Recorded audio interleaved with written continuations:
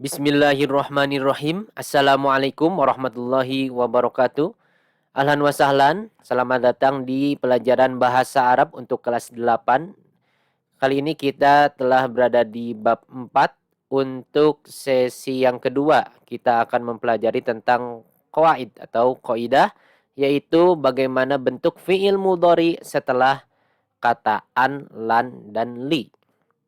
Sebelumnya, kita akan mengenal dulu apa itu i'rab. Jadi sebelum ke materi kita harus mengenal dulu i'rab di dalam bahasa Arab. Apa itu i'rab?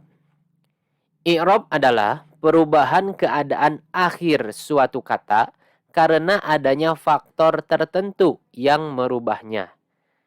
I'rab itu intinya perubahan keadaan akhir suatu kata.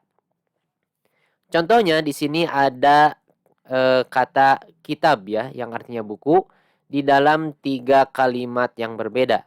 Yang pertama, al-kitabu li.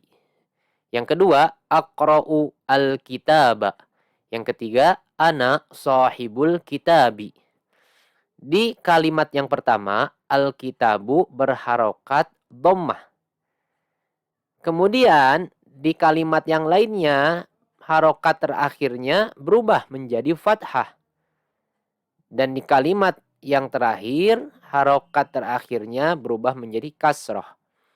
Inilah yang disebut i'rab, yaitu perubahan akhir suatu kata. Contohnya, dari al-kitabu menjadi al-kitaba, kemudian bisa menjadi al-kitabi.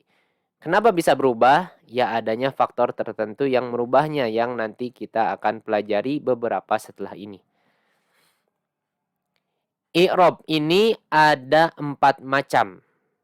Tadi kan kalau al-kitabu dia berubah menjadi dhammah, akhirnya fathah dan kasrah. Nah, sekarang kita akan jelaskan di sini macam-macam i'rab.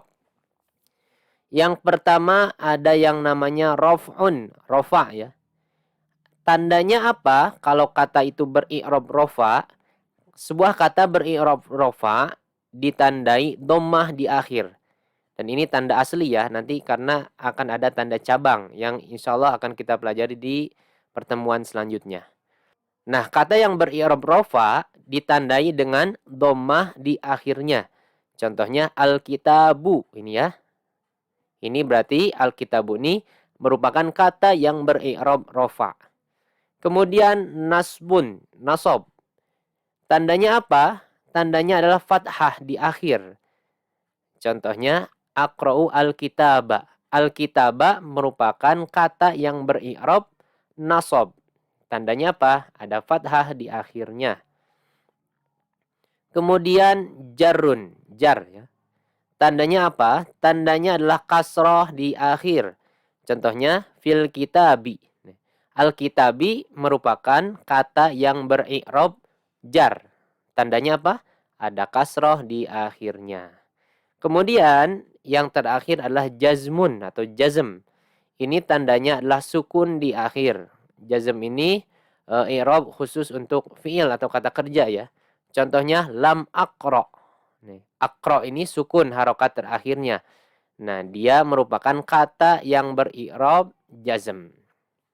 Baiklah, setelah kita mengenal istilah i'rab, kemudian rafa, nasab, jar, dan jazm, kita akan mempelajari bagaimana i'rab sebuah fi'il mudhari ini bisa berubah karena dimasuki kata an, lan, dan li. Baiklah, kita ke pelajaran inti kita. Di sini ada beberapa contoh kalimat. Yang pertama, at-talibu yasbahu fil masbahi. Siswa itu berenang di kolam renang. Yang kedua, abi yushahidu at-tilfaza. Ayahku menonton televisi. Al-la'ibu yalmasu al-kurata. Pemain itu menyentuh bola. Nah, di sini ada 3 contoh kata kerja atau fiil ya. Yasbahu, yushahidu, dan yalmasu. Semua fiil mudhari ini akhirnya berharokat dhammah. Yasbahu, yushahidu, dan yalmasu. Dan semua fi'il mudhari ini beri'rab rafa. seperti yang telah kita jelaskan tadi ya. Maka kaidahnya adalah fi'il mudhari asal i'rabnya.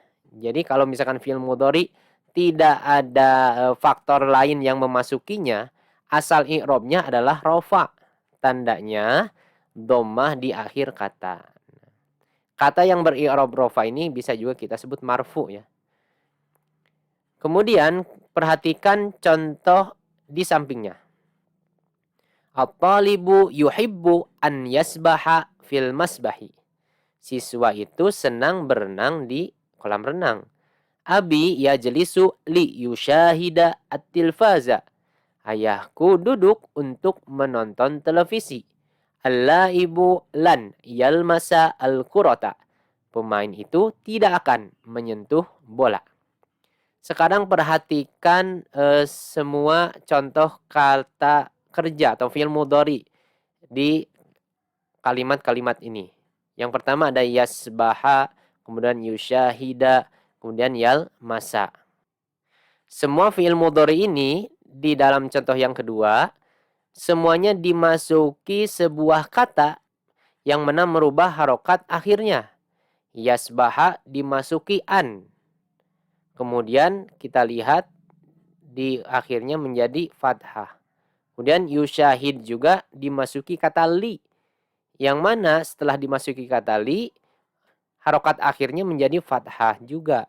Kemudian yalmasu, ini ya, dimasuki kata lan. Yang mana setelah dimasuki kata lan, harokat huruf terakhirnya berubah menjadi fathah. Ya, yang tadinya yasbahu, setelah ada annya menjadi yasbaha. Yang tadinya yushahidu, setelah ada li-nya menjadi yushahida. Kemudian yang tadinya yalmasu, setelah ada lannya menjadi yalmasa.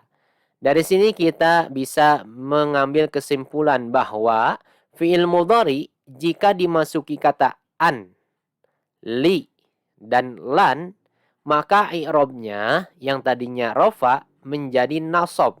Atau kata yang beri'rab nasab ini bisa kita sebut mansub ya. Tandanya apa? Tandanya adalah fathah di akhir kata. Oke, kita ulangi sekali lagi. Fi'il mudhari asal i'rabnya adalah rofa. Tandanya dhammah di akhir.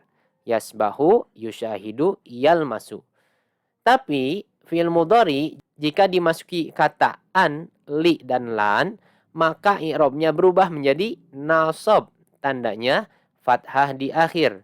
An yasbaha, liyushahida, dan lan yalmasa. Nah, itulah pelajaran kita kali ini tentang bagaimana fi'il mudhari berubah i'rabnya ketika dimasuki an, li, dan lan. Syukron ila liqa. Assalamualaikum warahmatullahi wabarakatuh.